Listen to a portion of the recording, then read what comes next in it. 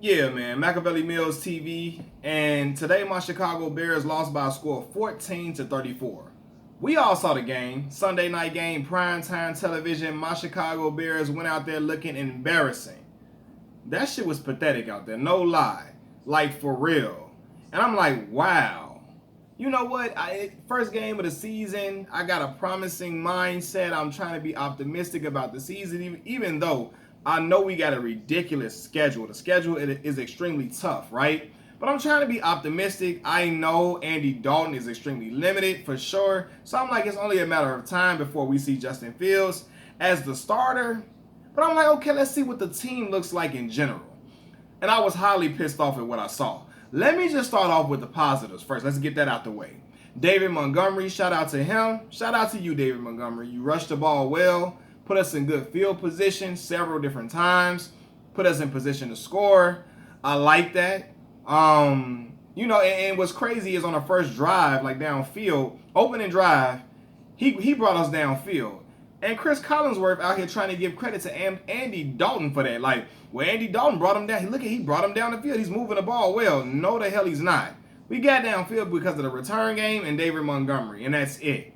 That's it. Not because of damn Andy Dalton, right? But anyway, man, Justin Fields looked good in the times that they did put him in sparingly. I like what I saw from the young kid. I hope he continues to grow and mature as a player. I think, man, you got to put him in there, man. At this point, put him in there, see what the kid got, especially when you got Andy Dalton, a check down king. Like, my man's can't throw a pass more than 10 yards at all. He completed 28 passes for 206 yards, just over 200 yards.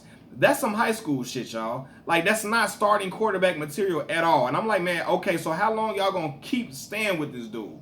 You know what I mean? He wasn't the dude in Cincinnati. He wasn't the dude for Dallas. He's not gonna be the dude for us. Like, I'm sorry. I know y'all wanted to throw him out there to the Wolves, you know what I mean, the first time around, but nah, it's not going to work, and I can see it clear as day now. To me, the offensive line was fairly decent. You know what I mean? They was fairly decent to me. Nothing too special, but nothing terribly bad. You know what I mean? But that's where the buck stops right here. Matt Nagy has got to go. His ass has got to go. He been here for too long now, and I'm promise y'all, I don't see no improvement from him at all, especially when it comes to play calling.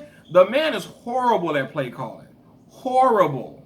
Seriously, we got to get him out the way before he ruins Justin Fields, because I can't take that, especially after you done got the young boy in here. Nah, you got to go. Play calling is absolutely terrible. And he got no clue when it comes to play calling, and it showed when the man went for it on 4th and 15 instead of going for the field goal to cut the lead down to 10 with 10 minutes left in the game. Like, the man went for it on 4th and 15. Like, what the hell are you trying to prove, man? What are you out here doing, bro? Like, you gotta go. For real. Matt Nagy owe Vic Fangio some money for that Coach of the Year award. He owe him bread for that. Because I ever since, in 2 years, I'm like, Matt Nagy ass is getting worse as it goes on. As this Chicago Bear tenure goes on, he's getting worse to me. Seriously. Now let's talk about the DBs. You know what I mean? Secondary defensive backs look terrible. Getting smoked, getting torched, getting sauteed and flambéed out there. Like getting carved up, sliced and diced like a Thanksgiving turkey. I'm like, fam, what am I watching? Blown coverage on 2 deep passes. 2 deep passes for real. All respect to Matthew Stafford. I'm not trying to disrespect Matthew Stafford. But they out here got Matthew Stafford out here looking like Tom Brady, Aaron Rodgers out here. Like, just standing in the pocket doing whatever the hell he want to do. I'm like, fam, what? And then what's crazy is the DBs out here getting torched, secondaries getting demolished, and we gave up Kyle Fuller. And we didn't get a damn thing in return for him. So I'm like, okay, we let him go, but now we didn't get nothing in return for him. So what are you going to do at this point? Seriously. And Ryan Pace ass got to go too. His ass got to go too. Because, why the hell is Jimmy Graham still on the roster? Why is he still there? I don't understand why he is still a Chicago Bear. What is his purpose? What is his use? You got Cole Kemet. Why are you rocking with Jimmy Graham still? What is his purpose here? He ain't done nothing special as a Bear. I don't get it. And then Eddie Jackson out there not tackling. I'm like, come on, bro. You ain't tackling out here? So what are we going to have? A whole defense is just of ineptitude? All the secondary just inept. Come on, man. What are we doing out here, bro?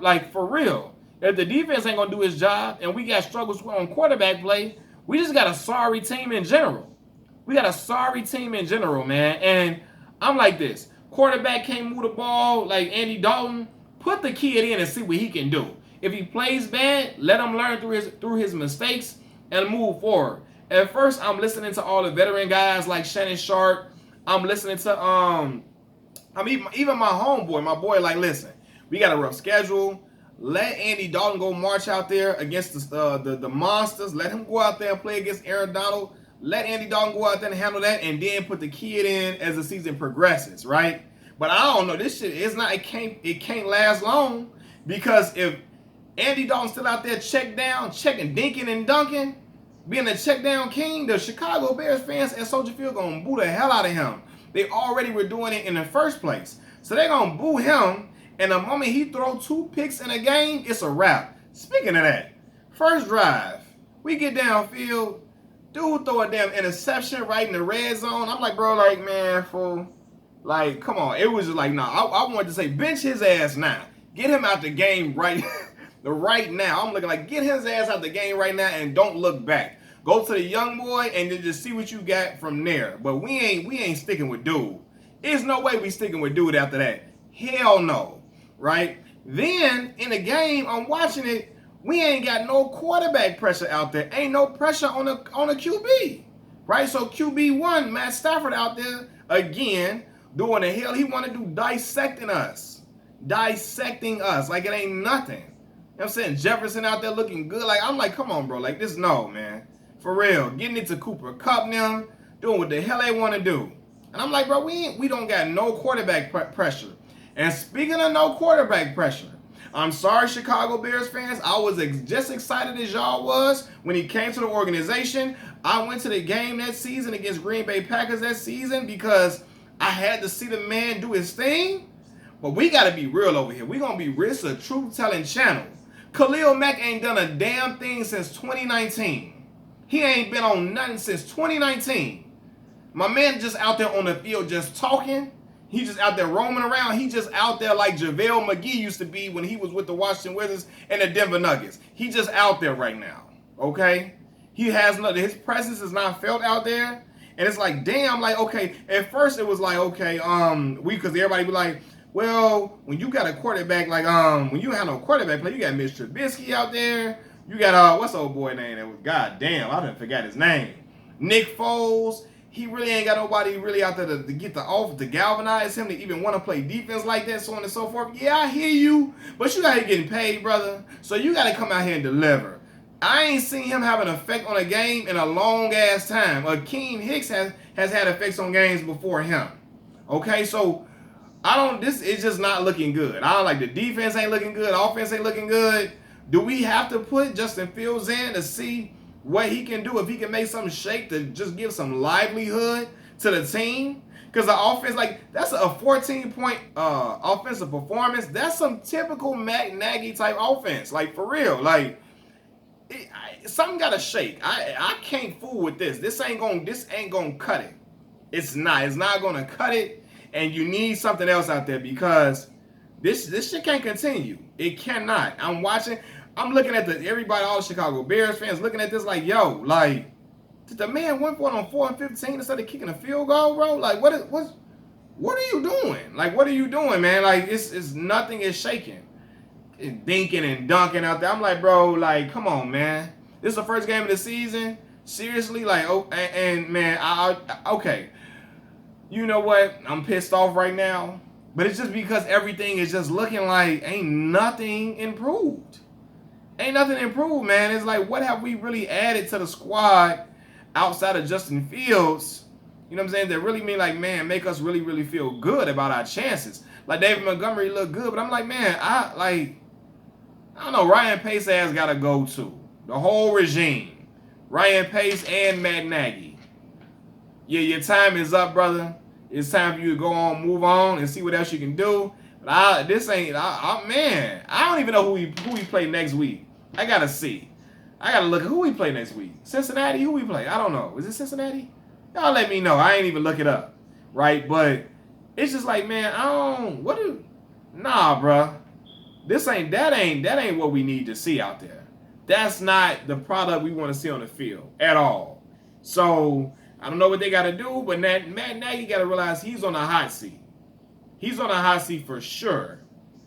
If we don't look good, we got a rough, tough ass schedule, no lie.